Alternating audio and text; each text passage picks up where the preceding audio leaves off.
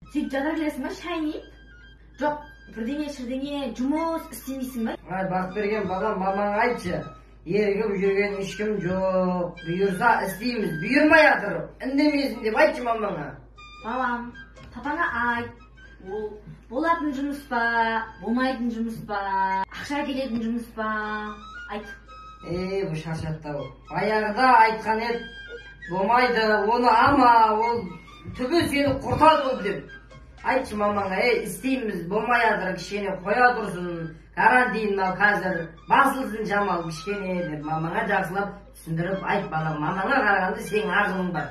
Балам, әкеңе айт жақсылап. Ақыр ама депті, болмайды депті. Пожалуйста, есік ашық. Бай, ақшасы көп, әйел тауып айт, оған қарап тұрған жоқпыз. Айт. Басталды, қиямет қайым басталды. Балам, мамаңа жақсылап айтайын. Мен ерім қатты біледі. Барып, апамдар келеді ауылда, тамақ істесін айтшы барып. Қарным ашып кетті.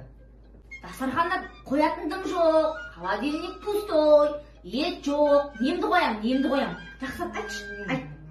Түсіндір. Ертең Абсалямның тойы келе жатыр. Оған беретініміз бар. Кемі 50-60 береміз. Одан кейін ертең свет, су, газ, күнделікті ішіп жемі. Қақтан алады екенмін соның бәріне? Нағылағынан кіріп, нағылағынан шығып кетпесін. Айт солай. Тойды мен уже. Мама, папа, тойсаңыздар апамның үйіне барып тұра берейін.